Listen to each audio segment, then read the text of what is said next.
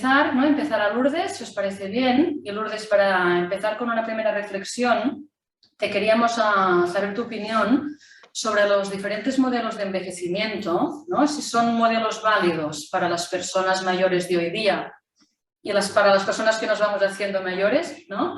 Para acompañarlas en su realización, ¿no? Y en su bienestar personal. Cuando quieras, Lourdes. Bueno, pues buenos días y muchísimas gracias por la oportunidad de compartir con todas las personas que estamos conectadas a pesar de estar virtualmente en la distancia para hablar de este modelo diverso e inclusivo de envejecimiento que busque evitar el maltrato, ¿no? La pregunta que me hacéis yo creo que es muy interesante porque, a ver, los que tenemos ya unos años y llevamos cierto bagaje en el ámbito, hemos ido viendo cómo ha habido una evolución en la concepción de lo que en la sociedad, en las diferentes sociedades y también la nuestra, consideramos que es bueno para envejecer, ¿no? Un poco a nivel social, a nivel personal, cómo consideramos que son las personas, cómo tienen que ser los recursos de atención. Hay una evolución de alguna forma y siempre hemos estado como intentando desarrollar teorías de conocimiento, teorías desde el ámbito de la gerontología, desde que se ha nutrido pues, de la psicología, de la sociología, de ámbitos más del desarrollo personal, etcétera, ¿no? Y un poco con la idea de qué conocimiento podía dar las ciencias humanas, sociales y del comportamiento a la respuesta que tenía que dar un poco la sociedad de que las personas iban envejeciendo y qué tipo de recursos, de dispositivos, de servicios, de apoyos, ¿no? necesitaban los ciudadanos. Y en esta evolución pues ha habido ideas que han sido muy interesantes, o sea, ha habido teorías, porque al final no dejan de ser teorías, ¿no? que intentaban explicar cómo muchas personas que coincidían en un momento vital con una edad o con una situación de fragilidad o de dependencia, tenían características comunes. Y en base a eso, pues hemos intentado dar, desde la ciencia, pues se ha desarrollado, pues, por ejemplo, la teoría de la desvinculación, por ahí por los años 60, la teoría de la actividad, la teoría de los roles, de la subcultura, de la continuidad, ahora últimamente ya en los años 2000 el de curso de vida. Quiero decir, siempre hemos tenido una tendencia desde las ciencias sociales y humanas y del comportamiento de buscar explicaciones que sirvieran para todas las personas que se encontraban en ese momento vital, ¿no? Con este afán de la ciencia de buscar a veces soluciones que sirvan para todos, ¿no? Y como que el conocimiento tiene que ser válido, las aplicaciones, muchas veces buscábamos que fueran válidas para todas las personas, ¿no? Quizá, a pesar de que ha habido muchos aciertos desde el punto de vista de las ciencias humanas y sociales en las explicaciones de cómo nos vivimos las personas cuando vamos envejeciendo y necesitamos más apoyos, es verdad que también yo creo que a veces han supuesto un reto porque nos han dado siempre una idea única de que lo que había que hacer era siempre lo mismo.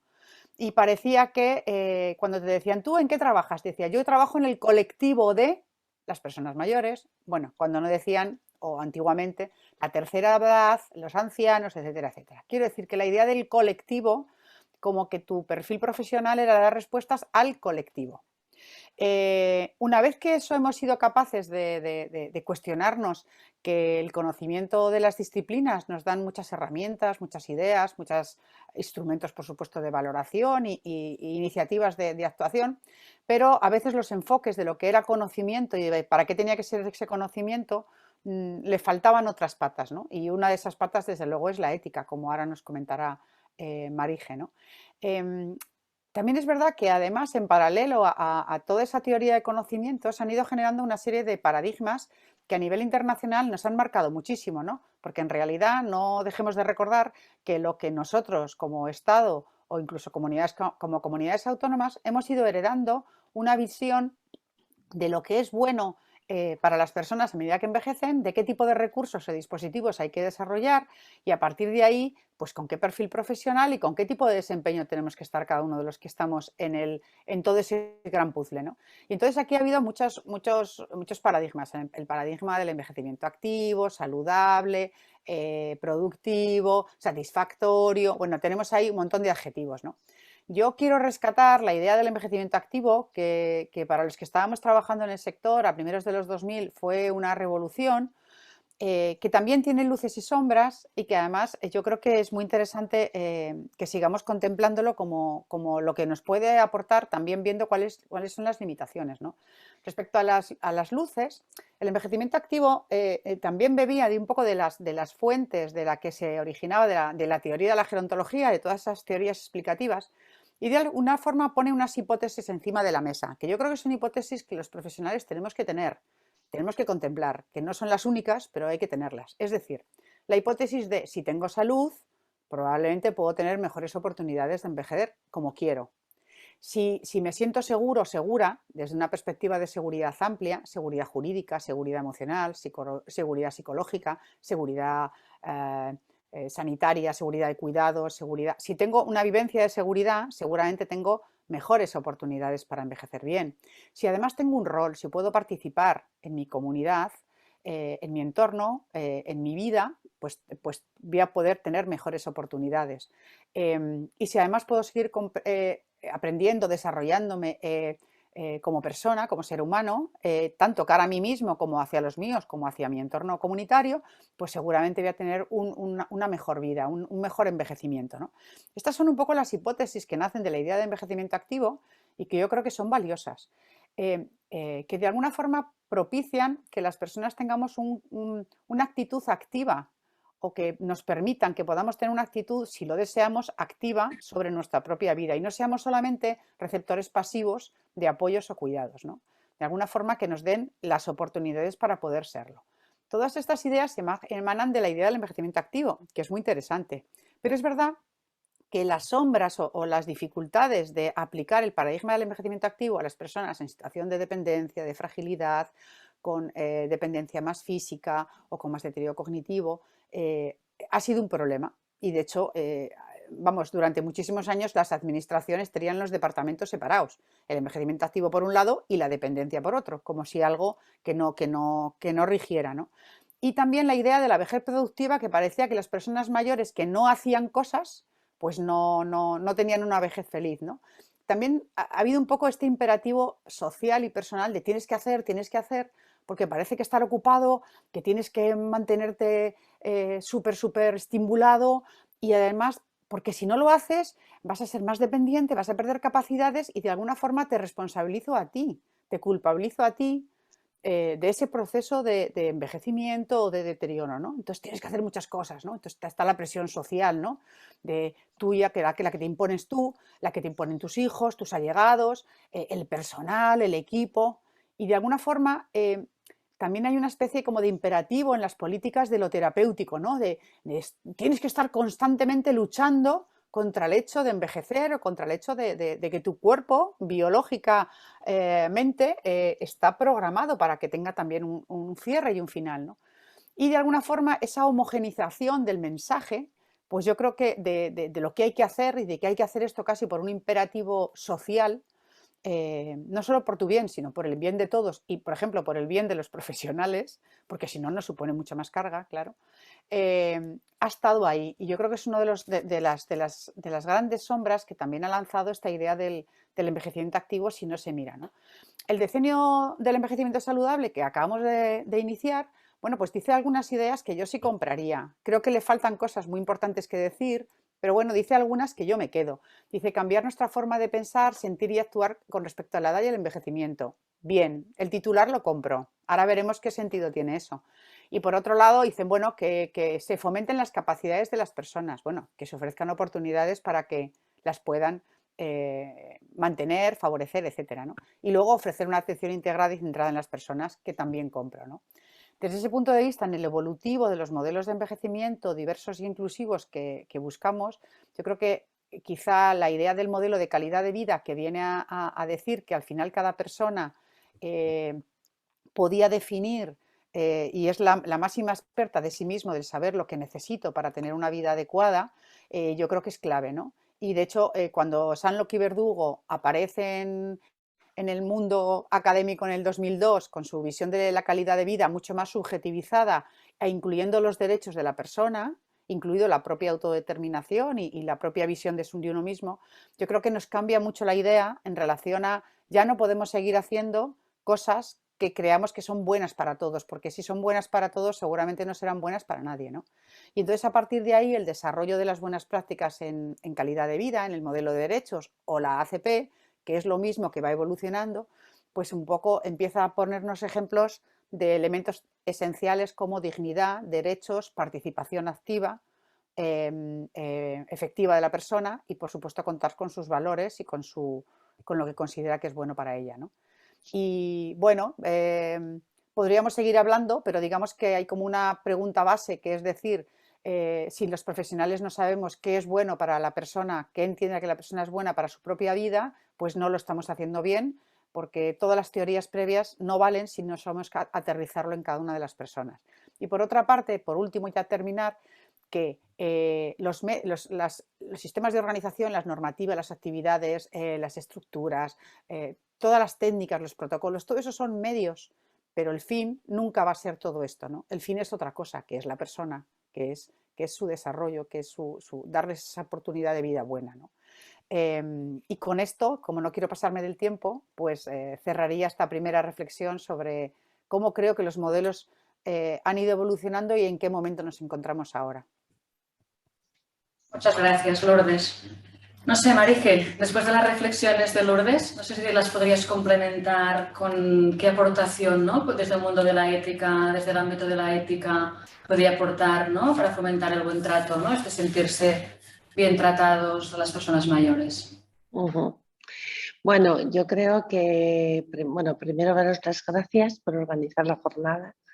He estado escuchando un poquito a los ponentes anteriores y, bueno, la aportación de Lourdes yo creo que ya nos sitúa, ¿no?, en que esto del buen trato tiene mucho que ver con cómo cada persona siente que algo es buen trato o maltrato para ella, ¿no? Yo creo que la ventaja que tenemos en este momento en nuestra sociedad es que estamos en una situación de pluralismo moral. Una situación de pluralismo moral quiere decir que tenemos diferentes proyectos de vida buena y, por tanto, diferentes modos de entender qué es eso del buen trato, ¿no? Los proyectos de vida buena de cada uno y de cada una de nosotras no son solo exigencias, son sobre todo responsabilidad, son sobre todo la obligación que tengo conmigo misma de llevar adelante un proyecto que tenga sentido para mí y los apoyos que necesito desde fuera, primero para que ese proyecto sea respetado y segundo para obtener los apoyos que necesito para que pueda cumplir con mi propio modo de autorrealización personal, ¿sí? Yo creo que entenderlo así también hace entender los derechos como de otra manera, ¿no? No es que yo tenga derecho a la libertad, yo tengo necesidad de ser libre para poder tomar aquellas decisiones que yo pueda responder ante mí misma que son buenas para mí o para los que me rodean, ¿sí? Yo no es que tenga derecho a la salud, yo tengo la necesidad de tener los apoyos de salud necesarios, ¿sí? Vale. Cuando nos entendemos así, pues yo creo que es cuando entendemos que, vale, tú tienes esas necesidades, pero ¿por qué la sociedad tiene que cubrirlas?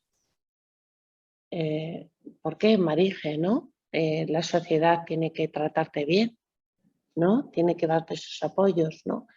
Claro, la única fundamentación es ética, porque yo lo merezco. Porque yo lo merezco porque soy valiosa, porque tengo dignidad.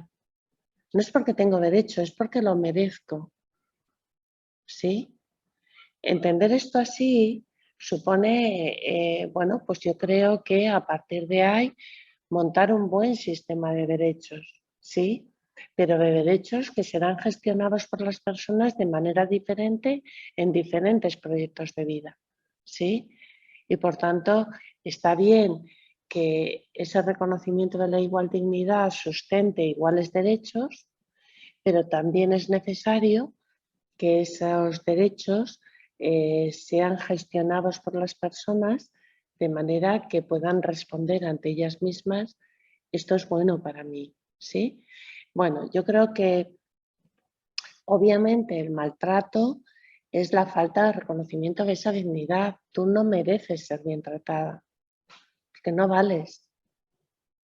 Ese es el fondo del maltrato y de hecho todas las investigaciones en las que yo he participado, pues claramente, o sea, el maltrato, sobre todo el maltrato intencionado, la razón fundamental que lo sustenta es no merece la pena que nos gastemos en vosotros toda esta cantidad de dinero económico en el sistema sanitario.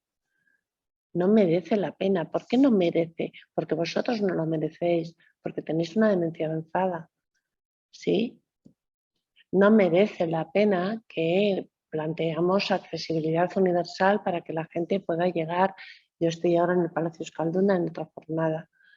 ¿Por qué? Pues porque lo que vais a aportar en una jornada es muy poco a la comunidad y por tanto el gasto es desproporcionado para que llegue aquí una persona que lo que nos va a aportar a los demás es muy poco. ¿Sí? No merece la pena el gasto en urbanismo para que las personas mayores de mi barrio puedan ir a la Plaza San Pedro, que es donde yo vivo. ¿Por qué? Porque lo que van a aportar es, van a molestar a los niños, vamos a... ¿Sí? Entonces, la falta de reconocimiento de la dignidad es el fundamento del maltrato y el reconocimiento de la dignidad es el fundamento del buen trato. Dicho esto, pues claro, ahora tenemos que convivir. Entonces, lo bueno que tiene el pluralismo moral es que hemos hecho un gran avance en lo que acaba de decir Lourdes, en integrar en los modelos de envejecimiento la diversidad, los enfoques de atención centrada en la persona, etcétera. La dificultad es cómo gestionamos personas diferentes, tantas, yo acabo de cumplir 60 años, ¿no? Para que bueno, se sientan bien tratadas. Bueno, entonces tenemos que aceptar, yo creo que también las personas mayores, que entre el maltrato y el buen trato hay una escala de grises, ¿no? Que en el cual podemos decir, pues lógicamente que alguien me haga daño porque considera que yo no valgo, no se puede hacer. Está mal ética y legalmente. Que alguien me haga daño porque no puede atenderme bien, no se puede hacer. Esa persona necesita recursos y apoyos para atenderme bien. Pero que alguien me haga mal porque yo se lo pido, pues bueno, ya es un gris. Y que alguien me haga el bien sin contar conmigo, pues es otro gris.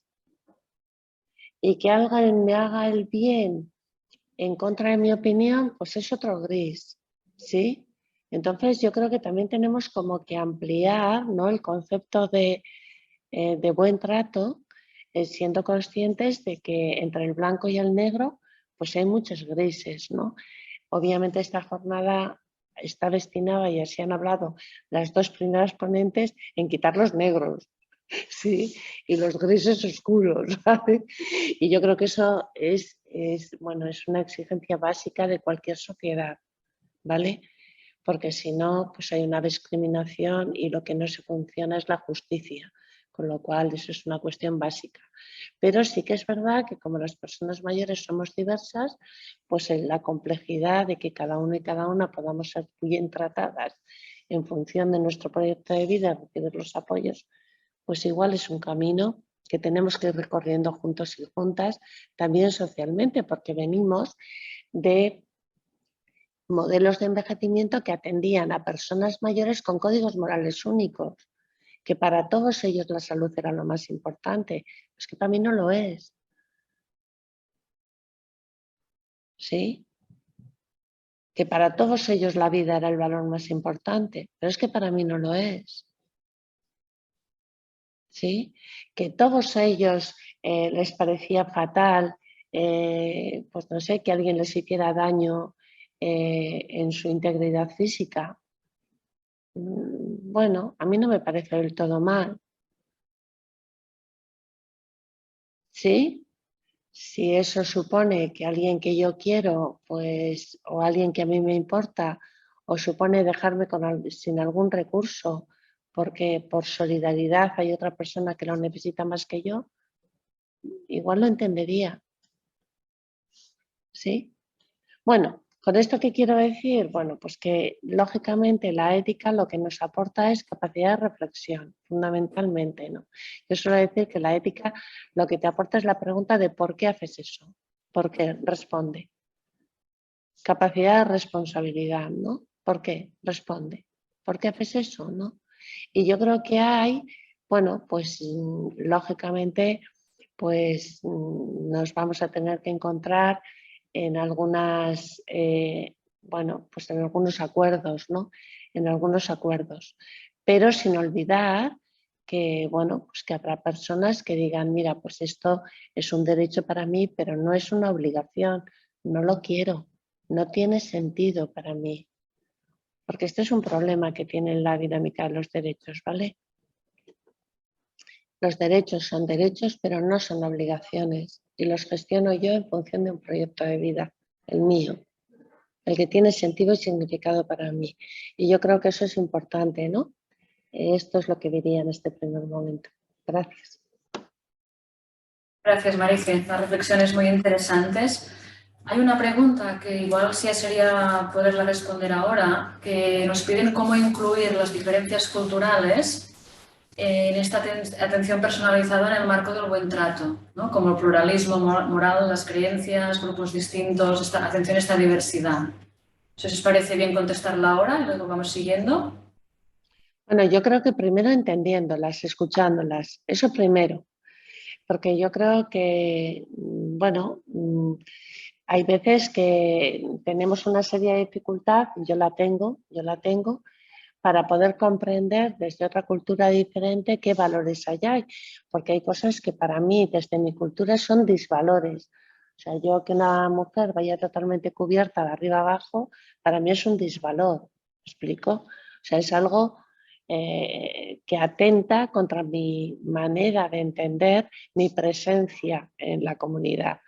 Pero puedo colocarme en otra cultura y puedo escuchar por qué esa mujer le parece importante y de repente me dice, mira, no, yo en mi país nunca llevaba velo, pero aquí siento la necesidad de que se me identifique que soy de otro lugar. Y dices, anda, o sea que lo que hay por debajo es la necesidad de reconocimiento de una identidad. Esto lo dijo Paul Ricoeur hace mucho tiempo. Como las personas sentimos que somos reconocidas en nuestra identidad cuando se nos reconoce una identidad única.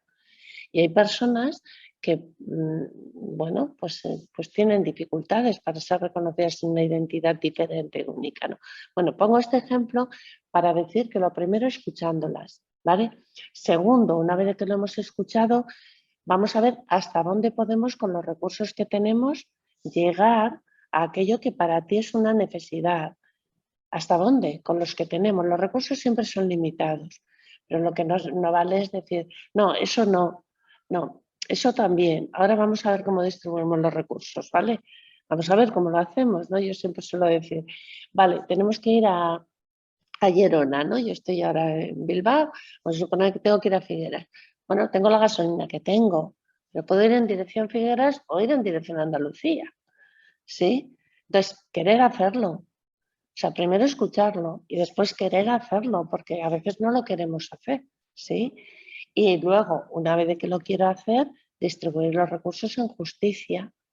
Es decir, que no haya una discriminación negativa hacia ti, ni tampoco positiva hacia ti, porque estás chantajeándome o estás imponiéndome coactivamente algo a todos los demás, ¿no?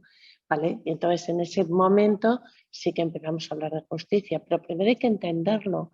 Porque como dice una amiga mía, ¿no? Si yo lo que entiendo es que tú, por ir en una silla de ruedas, tienes que conformarte con tener un autobús cada hora, que es el que lleva plataforma. ¿Y por qué? Pues porque vas en una silla de ruedas, pero si todo el mundo tiene un autobús de esta línea cada cuarto de hora, ya, pero tú cada hora, porque es el que tiene plataforma. O sea, si yo ya doy por supuesto, ¿no?, que tú por tener una discapacidad vas a tener menos líneas de autobuses o tú por ser de otra cultura vas a tener menos líneas de autobuses porque nosotros estábamos aquí antes, llegábamos más y vinimos primero, que es el argumento que de fondo utilizamos, ¿vale? es el que de fondo utilizamos. Nosotros ya estábamos. Entonces, como nosotros ya estábamos, esta es nuestra cultura. Como si hubiera una, cosa que es mentira. O sea, os puedo asegurar que mi cultura y la de mi hija tienen más de diferente que de igual. ¿Vale? Y luego, bueno, pues somos más. ¿Vale? Bueno, no sé.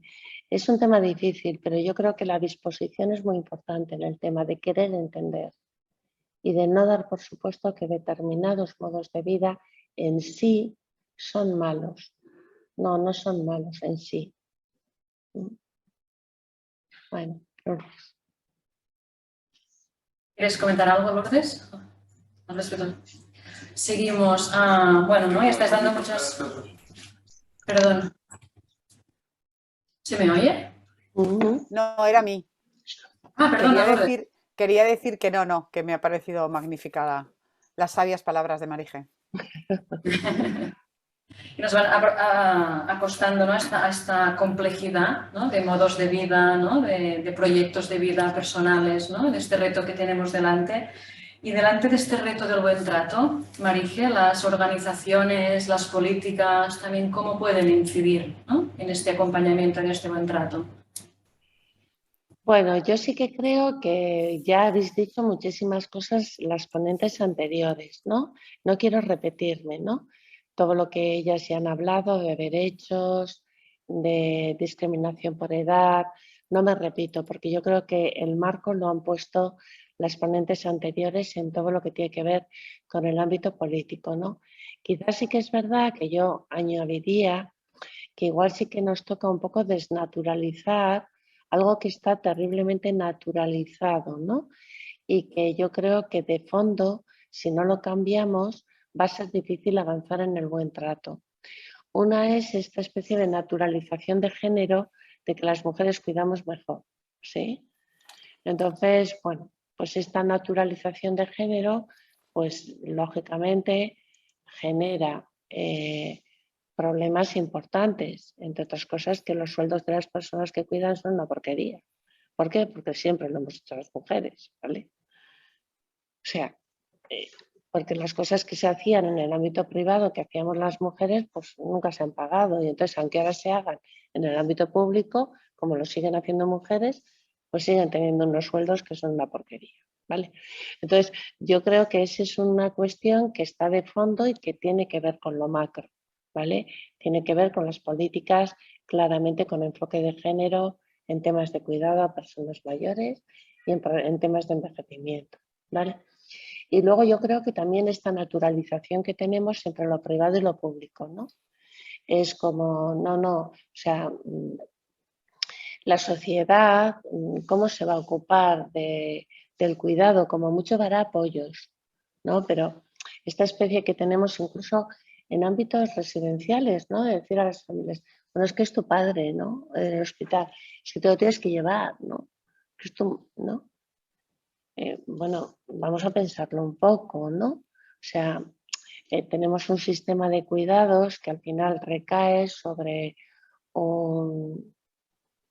me atrevería a decir, un sistema muy poco dimensionado, que es el ámbito de los servicios sociales, ¿no? Entonces yo sí que creo que hasta que no mejore y no dimensionemos bien el sistema de los servicios sociales como sistemas de cuidado y no tengan las partidas presupuestarias correspondientes y no tengan la cualificación los profesionales suficiente, pues difícilmente avanzaremos en el buen trato. Difícilmente.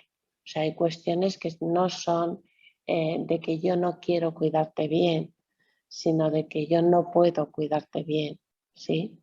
Y por tanto yo sí que creo que hay algunas cuestiones que tienen que ver con esta dimensión, yo diría que política, ¿no? Otra cuestión que también me parece muy importante son los temas de coordinación. Yo últimamente estoy un poco engorilada con este tema, perdonadme todos los oyentes, voy a intentar ser, bueno, prudente, ¿no? Pero voy a decirlo claramente, o sea, la falta de coordinación es una inmoralidad. Es una inmoralidad. O sea, que alguien diga esto es un caso social, se va a morir de una gangrena. Será un caso social, pero se va a morir de una gangrena, ¿vale? Eso es una inmoralidad. O sea, este concepto de derivar, ¿no? No te derivo. Me derivas que, ¿no? Estos sistemas rígidos, ¿no? De estas son mis prestaciones. Estas son mis prestaciones, ¿no? Entonces, no cabe en mi caja de mis prestaciones, ¿no? No, estas son las mías, no tiene dependencia grado 3. Bueno, a mí me parece que no puede ser. O sea, que realmente tenemos que, de verdad, hacer avances desde lo pequeño, desde la profesional que levanta el teléfono y llama al departamento de vivienda y dice, tengo una persona que no tiene casa y tengo que dar el alta. Y llamo a vivienda, ¿vale? No llamo a trabajo social porque lo que no tiene es casa, ¿sí? Hasta pues, la trabajadora social o el educador que tendrá que levantar el teléfono y decir, mira, lo siento mucho, pero a esta persona tienes que ir a verle todos los días porque eres la enfermera del centro de salud. O sea, yo sí que creo que responsabilizarnos de las personas, ¿no? Y flexibilizar nuestros sistemas. Bueno, te dejo, Lourdes, para que sigas con lo micro. Bueno, en relación hablando de lo macro, lo meso, ahora vamos a lo micro, la parte más relacional, ¿no? La parte que está más implicada en la relación directa que vive la persona, ¿no? Yo creo que hay como tres grandes temas que serían buenos que nos miráramos, que nos ayudarán a crecer, ¿no? Por una parte, lo primero que decíamos que es un poco la consideración que te merece a ti como profesional cuando estás trabajando, cuando estás en un entorno, qué consideración te merece la persona mayor con la que vas a trabajar, con la que estás trabajando, ¿no? Porque al final de cómo te veo, de cómo te percibo, de cómo te valoro, va a depender prácticamente todo, ¿no? Si este es el punto de llegada y de salida, ¿no? Es decir, no solamente cómo estás y qué puedes hacer, sino eres, y como eres, pues ya tienes ese valor, esa dignidad que hablábamos, ¿no? Es decir, las personas mayores son seres adultos, son seres complejas, son seres complejos y son seres completos, independientemente de que tengan alguna deficiencia, dificultad, fragilidad, etcétera, ¿no? Es decir, que tienen capacidades, tienen logros y quizá la visión de verlos como seres completos a veces cuesta. Y de hecho cuando miramos en la integralidad de si hacemos o no acompañamientos más integrales, pues hay partes que faltan, ¿no? Porque consideramos que igual esas personas ya no tienen ese ámbito de persona, ¿no? De alguna forma esta idea de que la persona necesita su responsabilidad seguir realizándose, seguir autorrealizándose, ¿no? Y que de alguna forma esa persona es como yo, es exactamente igual que yo, en otra circunstancia a la que tal vez igual la vida me lleve al mismo, ¿no? Sin duda las necesidades de apoyo son una realidad que vemos. La dificultad a veces es pensar si en esas necesidades de apoyo contemplo que las personas puedan participar efectivamente, ¿no? O en las decisiones o en los cómo, y esta a veces cuesta, ¿no? Y al final es lo que decía Marijés. ¿Qué derecho creo que tienes en la relación que establecemos tú y yo? En la relación de apoyos, en la relación terapéutica. ¿Tú a qué tienes derecho? ¿Tienes derecho a escuchar, a obedecer, a recibir graciablemente y alegremente lo que yo te propongo? ¿O tienes derecho a tener tus propios objetivos, tus propias metas, tus propios cómo? Y yo estoy al servicio para facilitar que tú lo puedes hacer, ¿no? Porque en ese recolocar a qué tiene derecho el otro es donde al final nos va a predisponer a esa situación, ¿no?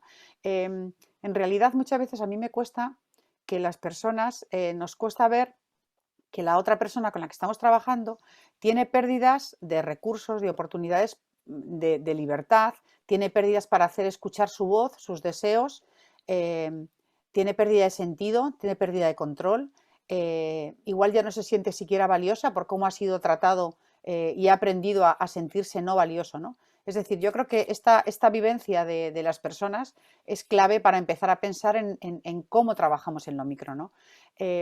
Decía Víctor Frank que se puede seguir creciendo a pesar de las adversidades, ¿no? Y esta idea de que estamos obligados a seguir desarrollándonos como persona, debe estar en nuestro ADN profesional independientemente de nuestro perfil y del contexto o del recurso en el que nos encontremos, ¿no?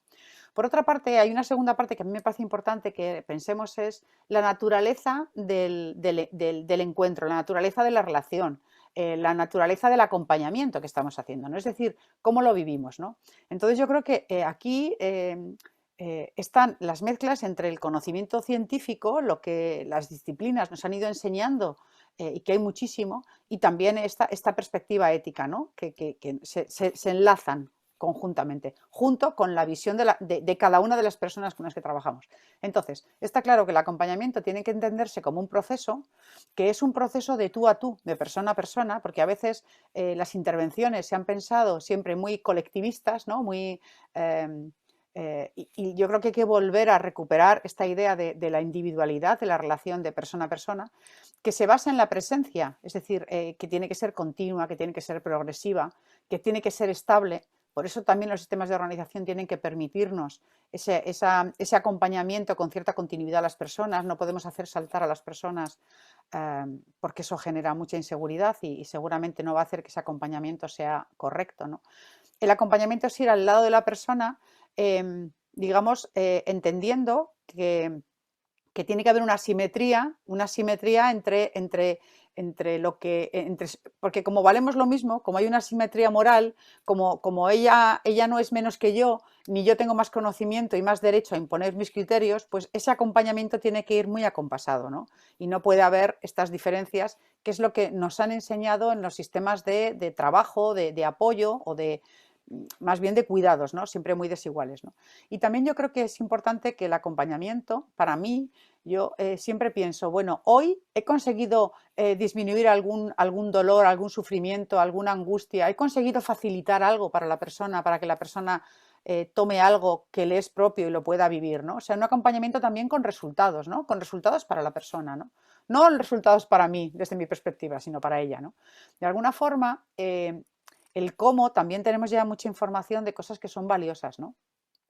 Está claro que las personas que están en situación de fragilidad, los apoyos tienen que ayudarles a recuperar, a fortalecer las capacidades, los recursos, o sea, tiene que habilitar de alguna forma el proceso este de reempoderamiento de la persona, tanto como sea posible y tanto como la persona pueda y quiera asumir, ¿no?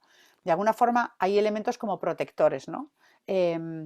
Escuchar, expresar, que la persona se sienta reconocido, identificar las capacidades, identificar su visión, su mirada, identificar su resiliencia cuando realmente la persona la ha adquirido. Es decir, ayudar a la persona a ser, si es capaz, a percibir esos factores que tiene propios y si no, a utilizarlos, ¿no? Y también a su entorno que los vea, ¿no?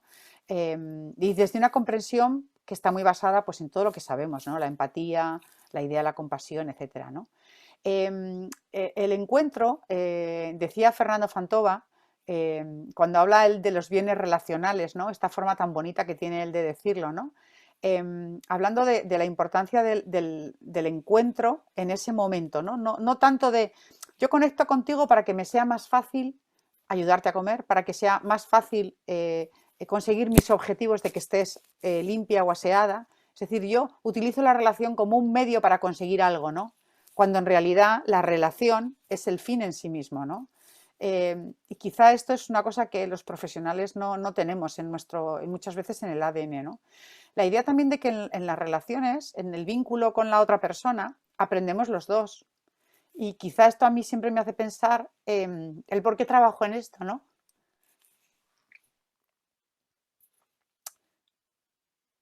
Bueno, sigo.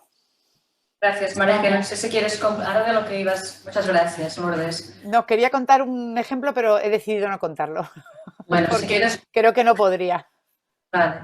Cuando yo al principio ya comentaba, ¿no? Que sois dos grandes profesionales, pero dos grandes personas primero de todo, ¿no? Creo que esto ya se ha notado en las dos exposiciones y para conseguir este vínculo y este acompañamiento, ¿no? También partimos de esto. Muchas gracias, Lourdes. Me hacías pensar también, cuando ibas hablando las dos, ¿no? De este acompañamiento que proponéis, partiendo de realmente lo que quiere la persona, ¿no? De esta comprensión a cómo viven y cómo quieren vivir y que no hay modelos de vida único, ¿no?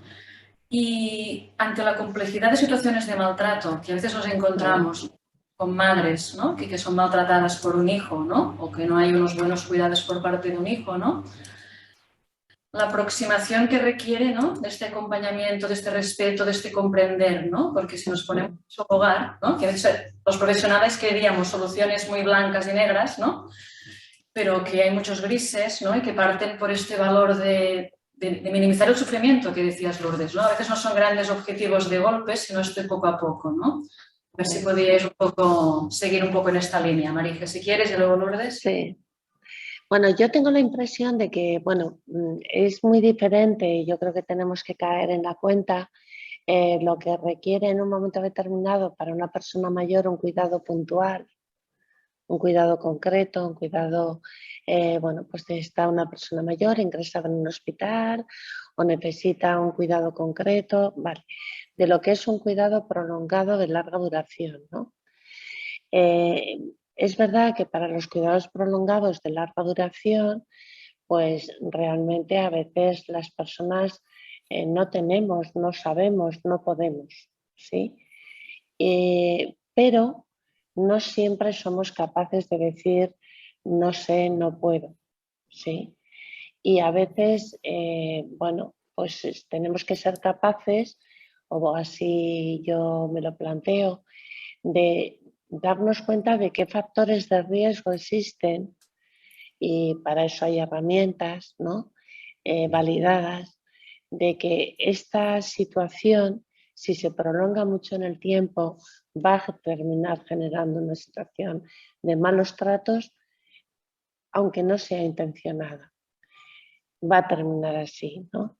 Entonces, yo creo que los profesionales sí que tenemos, y los sistemas, la necesidad de poner en marcha herramientas, instrumentos, modos de relación que generen prevención, ¿no? Que generen prevención.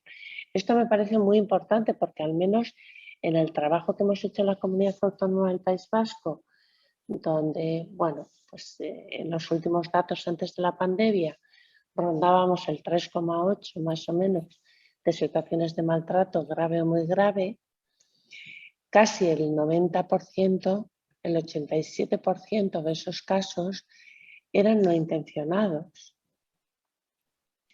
Por tanto, tenemos un gran margen de mejora que es en gran parte nuestra responsabilidad. Aunque después haya un margen importante, ¿no?, que nuestra responsabilidad será denunciarlo y será proteger a la persona mayor de alguien que le maltrata intencionadamente. Yo creo que diferenciar esto es importante y diferenciarlo también como profesionales, porque con lo que decía Lourdes ahora es distinto cómo te colocas, ¿no? O sea, no te colocas igual en una situación en la cual tú ya ves que los cuidadores o cuidadoras pues o no son capaces o no pueden o los recursos no son suficientes o hay un conflicto familiar previo o hay conflictos antiguos, hay experiencias previas familiares que impiden que el cuidador quiera a la persona que le está cuidando porque antes previamente ha sido maltratada por ella. O sea, hay una serie de factores de riesgo que no me voy a extender ahora, pero que ya sabemos cuáles son. Tenemos suficiente evidencia científica y los profesionales debemos de trabajar también con evidencia científica. Pero una vez que sabemos cuáles son, luego es fundamental lo que ha dicho Lourdes, cómo me acerco, ¿no? ¿Cómo me acerco? No me acerco juzgándote, sino me acerco diciendo en qué puedo ayudar, ¿no? En qué puedo ayudar, ¿no? Y cuanto antes me acerque, mejor, porque en un cuidado de larga duración, si alguien no recibe apoyos, difícilmente va a mejorar la situación. Ayer comentaba yo, y ya a la tarde tuve formación en el posgrado de ética sociosanitaria que hay aquí en el País Vasco, no en la Universidad de Deusto, sino en la Universidad Pública donde colaboro en diferentes posgrados, ¿no? Y comentaba, ¿no?, a las trabajadoras sociales que había, les decía, mirad, la ayuda domiciliaria no disminuye el maltrato. Tenemos evidencia no la disminuye. ¿Vale? Solo disminuye el maltrato, ¿sí? Si el maltrato está producido por sobrecarga, si la ayuda domiciliaria la colocamos en el momento en que el cuidador siente la sobrecarga. Entonces, ¿qué vamos a hacer? Me decían, pero es que esto es un follón, ¿cómo vamos a organizar la ayuda domiciliaria? Me decía una trabajadora social del Ayuntamiento de Vitoria. Digo, por supuesto, donde no hay factores de riesgo de malos tratos, como lo hacéis, obviamente, no nos vamos a volver locos. ¿Explico? O sea, no hay factores de riesgo de malos tratos, pues como lo hacéis, que seguro que lo hacéis bien, de manera justa, con criterios objetivos. ¿Me explico? Fenomenal. Vale, pero en aquellos casos en que hay factores de riesgo de malos tratos, pues es que ya sabemos que poner una ayuda domiciliaria cuando la persona que está cuidando siente la sobrecarga es el elemento y no trasladar a la persona a una residencia. ¿Me explico? Entonces, bueno, ¿con esto qué quiero decir? Pues que sí que es verdad, ¿no? Que a veces, pues a la pregunta que me hacías, Gloria, pues bueno, pues somos un poco torpes, ¿no? Un poco torpes a la hora de acercarnos a las situaciones de maltrato. Y sobre todo, a veces llegamos muy tarde, ¿no? Porque no manejamos tanto factores de riesgo, sino manejamos más ya indicadores y evidencias. Y claro, ya hay, pues no nos va a quedar más remedio que probablemente separar a esa persona de su familia, que pierda el vínculo relacional, aumentar su nivel de exclusión, que pierdan las relaciones significativas. Probablemente a partir de ahí pues no le van a maltratar, pero va a empezar a hacer un síndrome de desmoralización, que quiere decir que su vida va a dejar de tener sentido. Y a partir de entonces no le maltratan, pero lo que le toca es durar, no vivir, ¿no? Entonces, bueno, yo creo que nos tenemos que adelantar un poquito. Yo creo que estamos en ello, ¿eh? Yo creo que vamos bien. No quiero desanimar, pero quiero reforzar esta jornada y reforzar lo que estáis haciendo, ¿no? Bueno, yo a todo esto que dice Marije también quiero pensar que en los territorios donde igual no está tan desarrollado una actuación tan preventiva y donde se llega tarde, cuando se llega, que en muchos casos ni siquiera se llega, pero yo creo que también hay un problema por una falta de formación en relación a la valoración, a la consideración y al exceso de juicio, ¿no? Es decir, yo profesional llego cuando llego y cuando llego además me tomo la arrogancia de decidir por la propia persona qué es lo que es más importante para ella, cuáles son sus valores, si realmente que el hijo esté disponiendo de dinero de ella, sabiendo ella que está disponiendo, pero ella asume y acepta que eso es un mal menor porque de esa forma tiene a su hijo cerca. Y sin embargo, quien viene a hacer la valoración considera que eso es impensable y que eso es un maltrato económico y que hay que tirar por la calle del medio, ¿no? Y al final, efectivamente, se toman decisiones sin que la propia persona a lo mejor esté suficientemente involucrada o las tome ella y se considera que eso no puede ser bueno, ¿no? Porque al final el código moral que se aplica no es el de la persona, ¿no? Que también tiene derecho a relativizar y a poner en valor lo que realmente en este momento de su vida es más importante. Yo creo que también hay un problema de prejuicio y de dificultad de reconocimiento de la otra persona para identificar lo que es bueno para ella en momentos tan delicados y donde tiene que poner cosas tan difíciles en la balanza, ¿no? A mí una cosa que me preocupa, perdonad que os interrumpa, y de la que hablamos muy poco, es las situaciones de trato inadecuado, es que no sé qué palabra utilizar, pero que generan daño, que a veces no es intencionado, en el medio institucional, ¿vale? Eso me preocupa mucho. O sea, me preocupa mucho que haya profesionales que a algo que se llama abandono desde el punto de vista de esta jornada le llamen alta. No, no se llama alta, se llama abandono. O sea, has dejado a un señor en la calle sin nadie que le cuide con demencia. No se llama alta hospitalaria, se llama abandono. Sí. O sea, me preocupa eso, porque hablamos poco de eso. ¿Me explico? Me preocupa cuando en un medio institucional pues hay un acuerdo del comité de empresa de que si no se sustituyen las bajas o las ausencias laborales, pues a ti que te tocaba ducharte el martes, pues te tocará el martes que viene. De no ser que de nuevo no se sustituya la baja laboral y te toca el siguiente.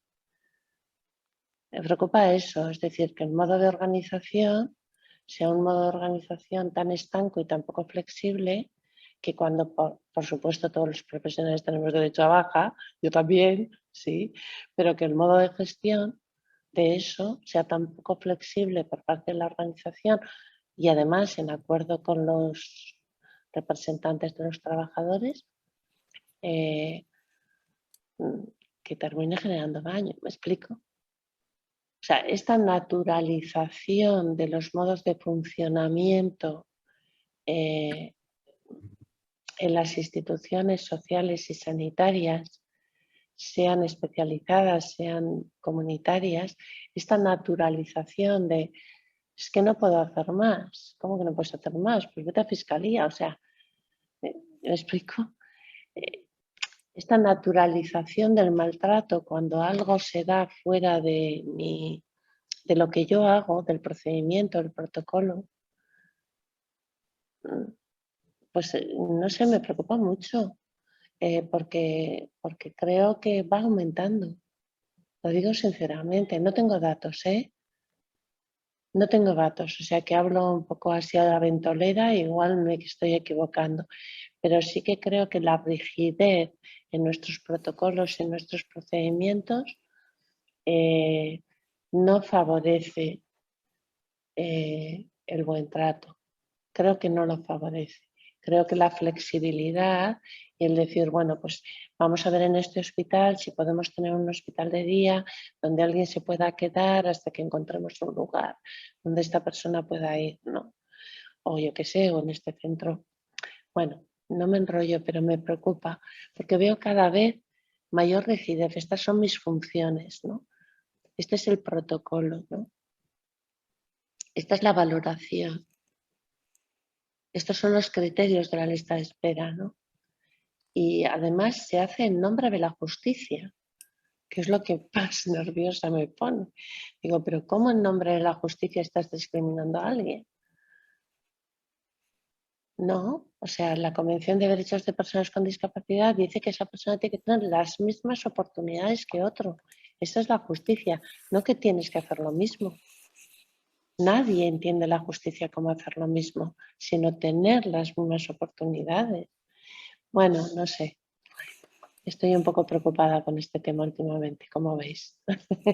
No, yo también estoy preocupada dentro del ámbito de las organizaciones que más conozco y en las que más trabajo, que es en el ámbito residencial, por ejemplo.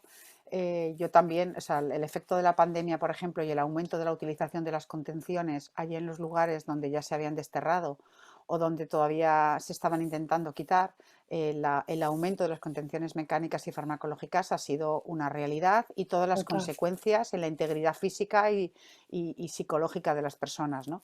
Pero también hay que ver que los equipos están muy quemados, que se ha ido muchísima gente del sector, que hay plantillas que tienen una cantidad enorme de personas trabajando nuevas que han empezado a trabajar en la fase de pandemia y que el acompañamiento lo han aprendido porque hay gente que ha acabado de estudiar, incluso gente que está trabajando sin cualificación, porque hay territorios donde no hay personas cualificadas para contratar.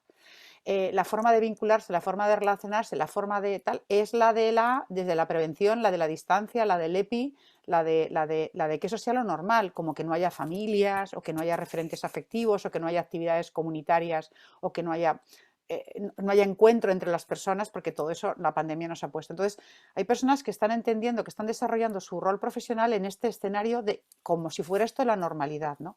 Y por otra parte, las organizaciones. Entonces, yo creo que sí, las organizaciones que ya eran rígidas y que no trabajaban demasiado fino, esta situación las ha puesto todavía en mucha peor condición, también por el cambio de personal, y también porque hay gente que ha claudicado o simplemente le ha afectado en su salud la superresponsabilidad de todo este tiempo y ya conocemos demasiadas personas. Pero es que también todas las entidades que estaban caminando en los caminos de la ACP, de las buenas prácticas, de mejorar los procesos, ha sido tal batacazo, tal fuerte, que también hemos bajado un montón de peldaños, ¿no? Por la propia situación del COVID, por el cambio del personal, por el deterioro de las propias personas que han padecido esta situación, por lo que al final es verdad que estamos como mucho más abajo y generando muchas menos situaciones de buen trato de lo que incluso antes ya estaba haciéndose, ¿no? O sea que yo sí que creo que es un momento ahora mismo en el que bueno, hay que tomar aire, apoyarnos entre nosotros y seguir construyendo, porque desde luego, si siempre ha sido necesario, ahora es, yo creo que muchísimo más. En relación a lo que apuntabas, ¿cómo podríamos recuperar este modelo de ACP, ¿no? Teniendo en cuenta de dónde venimos, ¿no? Y hacia dónde podemos ir? Yo creo que hay que retomar los procesos, o sea, los momentos donde cada organización que estaba trabajando en este ámbito tenía su propuesta, tenía su planificación, tenía su estrategia de por dónde voy, cómo voy consiguiendo que cada vez más compañeros, más profesionales estén involucrados con esta mirada, pues gracias a los momentos de reflexión, de formación, en el cambio, en la revisión de nuestras rigideces organizacionales, ¿no? En esa búsqueda de figuras de apego, de referencia, para favorecer este vínculo que decíamos y este acompañamiento, ¿no? Es decir, cada organización tenía su estrategia y yo creo que a fecha de hoy las organizaciones tienen que volver a sentarse, los equipos promotores, los responsables y empezar a ver, bueno, ¿dónde estamos ahora? ¿Qué hemos tenido que dejar por el camino? Y cómo vamos a ir retomando, sin prisa pero sin pausa, volver a reposicionar lo que es importante encima de la mesa y continuar. Y sobre todo yo creo que hay una cosa importante y es si los profesionales no nos apoyamos entre nosotros, o sea, quiero decir que el concepto del trabajo en equipo siempre ha sido importante. Quizá el primer equipo es el que hay que establecer con la propia persona mayor, o sea, el profesional y la persona mayor es, como digo yo, el equipo básico. Claro que el equipo interdisciplinar, pero se nos olvida a veces que el primer equipo es con la propia persona, ¿no? Pero es verdad que en los equipos yo creo que hay que trabajar mucho todo lo que nos une, todos los valores que nos unen y reforzarnos para realmente poder seguir avanzando, que lo tenemos complicado. Había dos preguntas más, no sé si Roger me las puedes, porque había una compañera que os felicitaba por la sinceridad y por claridad de vuestras ponencias y nos comentaba también, a ver, desde el ámbito, ¿no? Una compañera os felicitaba y también nos decía que se sentía muy identificada con lo que explicabais por el tema del ámbito rural, ¿no? Que esta discriminación en cuanto a los recursos, ¿no? Que se queda muy diferenciada y que la rentabilidad económica, ¿no? de los recursos no puede estar versus la dignidad de la persona, ¿no? Pero que en los pueblos, los entornos rurales, pues que hay esta diferencia. Os lanzo otra que también decía una compañera cuando hablabas esto del equipo, Lourdes, ella nos proponía el tema para un buen trato, el tema de un referente, ¿no? Para cada familia o para cada persona. Y Roger, había otra última que ahora ha llegado.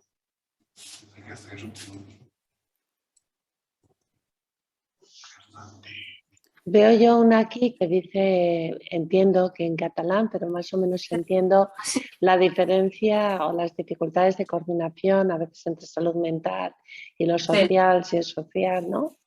Sí, también dice que el tema de que hacemos las valoraciones en base a estas valoraciones de si es social, si es mental, ¿no? Que dificulta mucho luego el tipo de intervenciones y el acceso a los recursos. O sea, un poco serían estas tres preguntas, si queréis responder un poquito. Si queréis empezamos desde lo micro y luego vamos subiendo en grado, y a la inversa del inicio, ¿no? La figura del profesional de referencia es un instrumento, es un medio que lo que pretende es dar las oportunidades a los trabajadores, al personal de atención directa y continuada, de establecer ese acompañamiento personalizado, de establecer ese vínculo, ¿no? Es imposible vincularse y acompañar con la misma profundidad a 15 personas que si puedes hacerlo a 3, ¿no? O a 4. Quiero decir que tú puedes atender a muchas pero efectivamente después ese acompañamiento y dedicarle el tiempo que para que la persona se sienta un ser preferido, un ser único, un ser escuchado, un ser que sabe perfectamente los apoyos que necesita para conseguir sus fines, esto no lo puedes hacer de todas las personas, porque además hay que dedicarle tiempo y no se puede. Entonces, ¿qué hemos pensado? Pues que esto es importante. Sabiendo que lo importante del profesional de referencia es que se consiga, que se den las condiciones para que ese encuentro se produzca, ¿no? Y que si hace historias de vida o escribe en el proyecto de personal de vida, de apoyos o de lo que sea, todo eso son los instrumentos de trabajo, pero que lo realmente importante es el vínculo, es el estar, es el compartir, es esa cercanía y ese compromiso personal desde esa simetría que viva la persona. Y si la persona no lo vive es que no lo estamos haciendo bien, sino porque a veces se ponen en marcha instrumentos para la ACP, pero eso nos olvida que los instrumentos son solo medios y que el fin sigue siendo la persona. Entonces, quizá, por supuesto, que hay que seguir avanzando en el desarrollo de los instrumentos sabiendo que son instrumentos y que en el cómo nos jugamos que dejen de servir para lo que pueden ser utilizados. Sí, en esta misma línea y vinculado a lo que comentaba de la coordinación, a ver, nosotros yo creo que tenemos un modo de funcionamiento que hemos aprendido en la carrera, o sea que no podemos echar la culpa a nadie más que a nuestros profesores. Yo soy profesora de universidad, o sea que me lo apunto, ¿vale? Que es, enseñamos a nuestros alumnos y a nuestras alumnas, me da lo mismo que sea una persona, que sea auxiliar de gerontología o persona que trabaja en domicilio como apoyos desde su formación, ¿no? Hemos enseñado a detectar bien todos los déficits de la persona. Esto es lo que hemos enseñado. O sea, tú valora bien todos los déficits.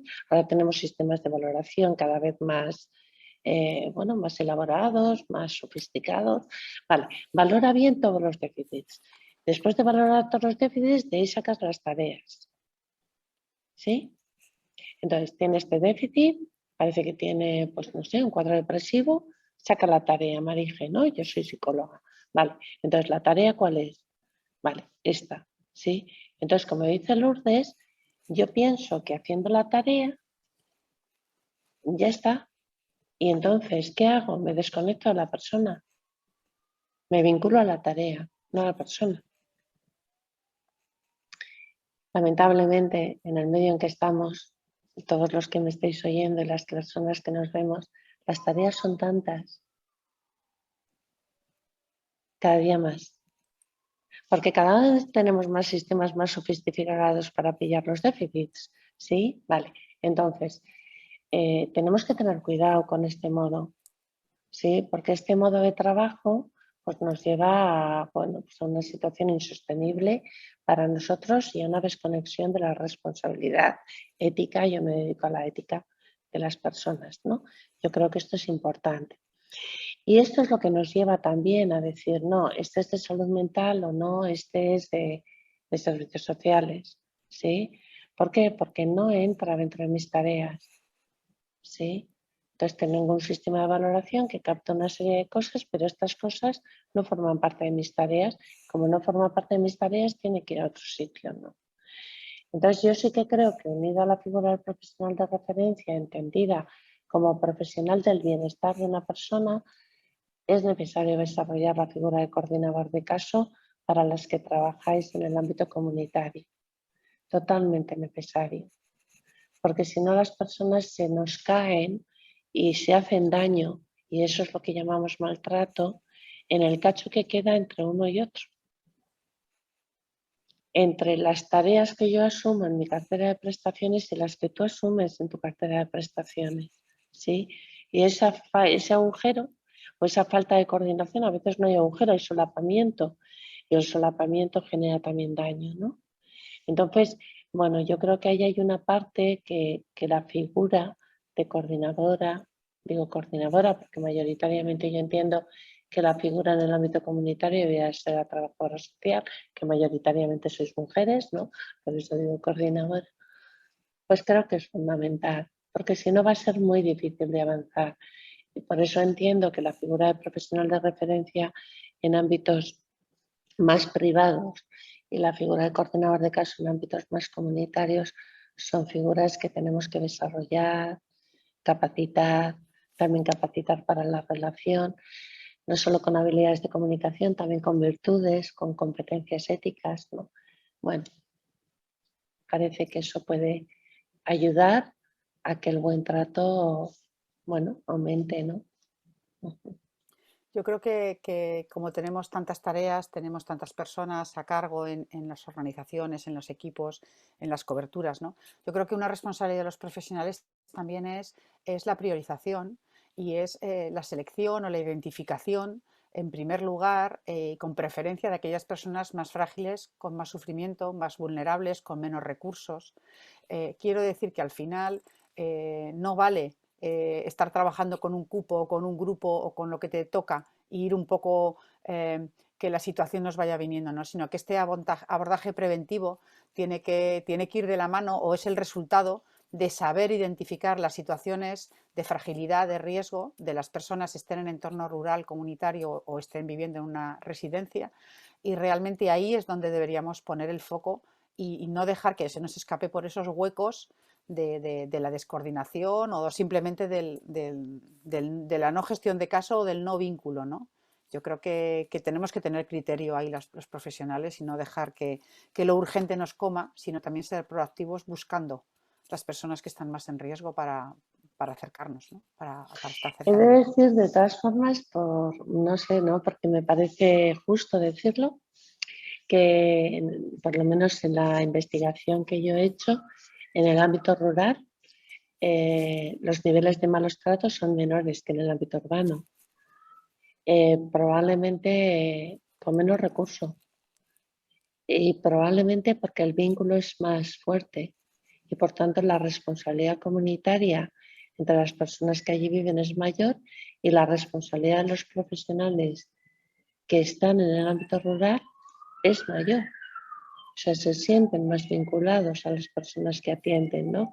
Pongo un ejemplo de una trabajadora social y una enfermera en un pueblo pequeñito de aquí, en Zuya. La trabajadora social iba 2 días a la semana al pueblo y la enfermera no había centro de salud 3 días a la semana. Entonces había una señora que los lunes y miércoles iba a ponerse las medias a la trabajadora social y los martes, jueves, los otros 3 días iba a ponerse las medias al centro de salud. ¿Cómo os lo cuento? Y diréis, esto no es función mía. Lo sabían. ¿No creéis que era una enfermera y una trabajadora social tontas? No, lo sabían. Entonces, ¿qué hacían? Miraban la sala de espera y decían, tú, ponle las medias, tú, ponle las medias. ¿Sí? Y para la persona mayor, la oficina, bueno, estaban al lado. La verdad es que estaba al lado el cuarto de socorro y pues la señora iba y ya sabía que aquellas mujeres iban a buscar a alguien que le pusieron las medidas de comprensión que era necesario que llevara y que la mujer ella sola en casa era incapaz de ponerse. Bueno, lo pongo como ejemplo, ¿no? Esto sería impensable en Bilbao, donde yo vivo.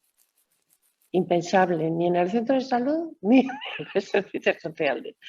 Bueno, lo cuento un poco, no como anécdota, sino como ejemplo, como ejemplaridad de compromiso profesional, ¿no? Os comento alguna pregunta más que hay, que se va terminando el tiempo, pero estáis generando muchas preguntas. Aparte de preguntas, muchas felicitaciones por las exposiciones, por la sinceridad, por la proximidad. No, hay una compañera que nos comenta, ¿no?, que conecta con vosotras, ¿no?, con que a veces el trabajo, ¿no?, ellas son conscientes que no es el mejor acompañamiento, pero que supone un sufrimiento diario para los profesionales, ¿no?, y que están cansadas de pedir, ¿no?, más personal, más tiempo para poder hacer un acompañamiento de este tipo. Otra compañera también nos dice, ¿no?, parece mentira que algo tan sencillo sea tan difícil, ¿no?, de poner en práctica, y nos dice cómo podemos conseguir este reconocimiento, dignidad a las personas de las que habláis. Los recursos y los presupuestos son los que son. ¿Cómo lo hacemos en mayúsculas, ¿no? Si queréis estas dos, y luego os comento dos más y vamos terminando, porque las otras cambian un poco de tema. Yo creo que cada uno tiene que asumir la responsabilidad donde están. Los profesionales que no tenemos responsabilidades políticas, que solo tenemos o que solo tenéis la relación directa con cada una de las personas, solo se puede hacer dando ejemplo día a día de lo que hacéis, poniendo en valor a la persona, cara a ella misma para que se sienta reconocida, recompensada en cómo está el ahora, identificada como ser valioso bueno, y con autoestima, y haciendo que su entorno afectivo, relacional, también la vea así, y otros profesionales que la vean así. Y que la comunidad, por favor, que cuando haya programas de voluntariado, que cuando hagamos algún tipo de actividad inclusiva, por favor, que no se haga desde el ñoñismo, ni del paternalismo, ni de estas cosas que estamos a veces muy cansados de ver, ¿no? O sea, no todo vale y hay que hacerlo solamente o sea, hay que hacerlo bien. Y yo creo que como profesionales tenemos que acompañar estos procesos también de participación comunitaria, pero desde esa dignidad, ¿no? Que los profesionales que tienen responsabilidad organizacional tienen que revisar los sistemas de organización, sistemas de funcionamiento, las actividades, los horarios, la flexibilidad, las rigideces, que no han delinquido las personas cuando viven en sistemas organizacionales más complejos, ¿no? Y a nivel político, que cada uno asuma lo que hace y que los votantes valoremos lo que hacen. Que yo creo que, no sé, y esto es una opinión, como ya nos felicitan por la sinceridad, vamos a serlo de todos. Yo creo que a las personas se les valora no por lo que dicen que son, sino por lo que verdaderamente hacen, porque al final los valores se evidencian en las decisiones y en los actos que haces. Entonces yo creo que si los votantes miráramos esto, votaríamos realmente a personas que compartimos los valores con ellas, no los que ellos dicen que poseen, pero que luego en sus actuaciones no desarrollan, ¿no? Ahí queda eso. Hay una pregunta en esta línea, parece, de cómo incidir, ¿no?, en nuestros políticos para cambiar las prioridades y partidas presupuestarias. Lo digo en esta línea que ha salido ahora del ámbito político. Bueno, antes una cosita respecto a quien hablaba de sufrimiento, ¿no? Es verdad, o sea, es verdad, ¿no? Yo también tengo la experiencia y todas las que estamos aquí la tenemos, que cuando tú intentas hacer las cosas bien y cambias la mirada, pues normalmente el sufrimiento aumenta. Pero eso no quiere decir que lo estés haciendo mal, lo estás haciendo bien, ¿sí? Entonces es importante, ¿no?, darnos cuenta de que a veces la gente suele pensar, ¿no?, cuando yo doy clase de ética suele decir, bueno, pero cuando hacemos las cosas éticamente, esto disminuirá el nivel de conflicto, de sufrimiento y tal. No, no va unido. O sea, no va unido, ¿no? A veces lo que aumenta es la indignación, porque ves personas que tienen dignidad que no es respetada. Y lo que surge es la indignación, ¿vale? Y esa indignación lo que revela es que tú eres un ser humano capaz de darte cuenta que el de enfrente también es un ser humano, ¿vale? Bueno, lo digo no por nada. Sí que es verdad que a veces el simple hecho de devolverle a una persona lo siento, no puedo hacer más, pero reconozco que eso te está generando daño, que tienes derecho a eso, ya supone un reconocimiento de dignidad. Dice Paul Ricoeur que el reconocer a las personas en su identidad y en te estimo y voy a seguir pidiendo esto para ti, ya es un modo de reconocimiento. Luego hay que añadirle obviamente los derechos que a veces no se dan, ¿no? Pero ya es un primer modo. O sea, cuando alguien me dice, tú tendrías derecho a esto, pero no puedo conseguir una plaza para tal o no puedo, ¿no? Ya hay un reconocimiento por parte de alguien que no nos olvidemos, es un profesional y para las personas tenemos mucha autoridad y transmitimos mucha estima. O sea, que una trabajadora social me diga a mí, merece la pena que yo me pelee por ti, mejora mi reconocimiento, ¿vale? Aunque luego no lo consiga. O sea, que ya estamos avanzando en el buen trato. Lo digo en esto, ¿no? Y luego el tema de los políticos. Pues bueno, yo creo que es importante. A ver, el tema de los políticos siempre es un tema difícil, porque si se enfadan mucho no consigues nada, y si les doras mucho la píldora es lo del traje del emperador, ¿no? Que todos vemos que está desnudo, pero todos los de alrededor le dicen que lo está haciendo muy bien. Esto por ser sincera, ¿vale? Por lo menos sincera, ¿sí? Entonces, buscar ese punto en el cual el político entienda que tiene la responsabilidad de la polis. O sea, que el político viene de polis, ¿no? Y que realmente, bueno, pues la responsabilidad de lo común está en él, ¿no? Hay veces que no lo entiende porque no está para eso, está allí para otra cosa, no para la responsabilidad de la polis. Entonces, bueno, pues igual no queda más remedio que denunciarlo públicamente. Pero yo creo que a veces sí lo entienden, ¿eh? O sea, yo creo que a veces, por lo menos en mi experiencia, yo ahora mismo estoy aquí en Euskaldun y no voy a estar con un político de todo momento. Entonces, bueno, yo creo que a veces sí lo entienden, de decir, es que tu responsabilidad es sacar un decreto nuevo. Es que con este decreto no hay manera. Es que da igual lo que hagan los profesionales. Ya, pero es que los del gobierno, aquí ya sabéis que tenemos las competencias divididas. Ya, pero es que los del gobierno se van a enfadar. Ya, pero es que con este decreto no hay manera. O sea, no puede ser, ¿no? Con este ratio, pues que no puede ser. O sea, bueno, no lo sé, a veces no lo conseguimos, pero yo sí que creo que la transparencia, bueno, suele ser un buen camino, ¿no? Yo creo que además los profesionales tenemos que saber, tenemos que tener criterio y saber estar cerca cuando seamos llamados a consultas, porque a veces puede suceder que los políticos no estén para eso, de repente lo están, pero tienen que tener a los técnicos cerca que sepan y que les sepan orientar en cómo pasar de esa intención a un hecho adecuado, ¿no? Y a veces los técnicos no están disponibles o no saben realmente bien orientar al político que en ocasiones o en muchas no sabe cómo pasarlo, ¿no? O sea, que yo creo Aquí que ahí... hicimos un grupo de ética y COVID que yo coordiné durante toda la primera parte de la pandemia, casi 6 meses. Nos contábamos cada semana y hicimos un informe que se titulaba La salud de quién estamos dependiendo, desigualdades sanitarias y sociales en tiempos de pandemia. Lo mandamos a todos los políticos, a todos. Cogimos la carta y se lo mandamos a todos. Está publicado por ahí en Servicio si lo queréis buscar.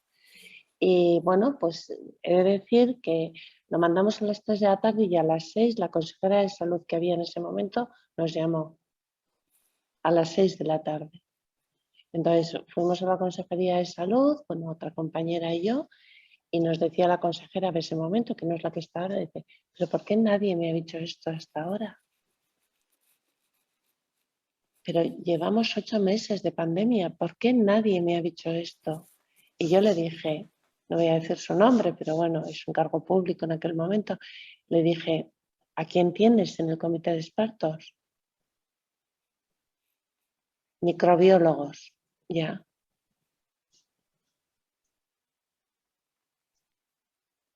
Ya. O sea, estaba ella misma asustada diciendo, pero ¿cómo puede ser? O ya, es que si solo tienes en tu comité de expertos microbiólogos, pues tomarás decisiones desde los conocimientos de los expertos microbiólogos. Entonces, cuando sales en la tele diciendo, dicen los expertos, pues son expertos microbiólogos. No tienes una trabajadora social en tu comité de expertos, ni una.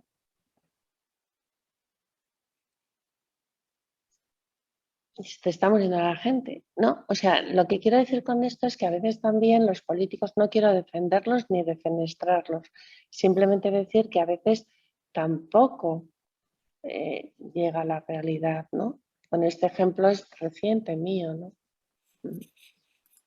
Lourdes, Marije, me sabe muy mal, pero sé que tenemos ya que el tiempo se nos echa encima. Yo había avisado al principio que era un lujo teneros y creo que ha quedado demostrado de sobras que con vosotras dos podríamos hacer una jornada de un día.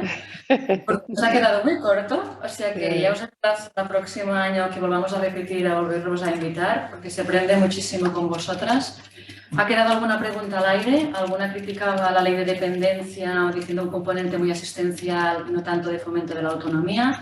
Y otra compañera que expresaba la dificultad para trabajar empoderando a las personas, que no siempre estamos acostumbrados y no todos los profesionales, bueno, están acostumbrados. Los dejo aquí al aire porque sí que queremos intentar ser puntuales, por tanto os agradeceros de verdad, de todo corazón. Gracias. Gracias a vosotras por invitarnos. Gracias a vosotras por la invitación. Muchas gracias.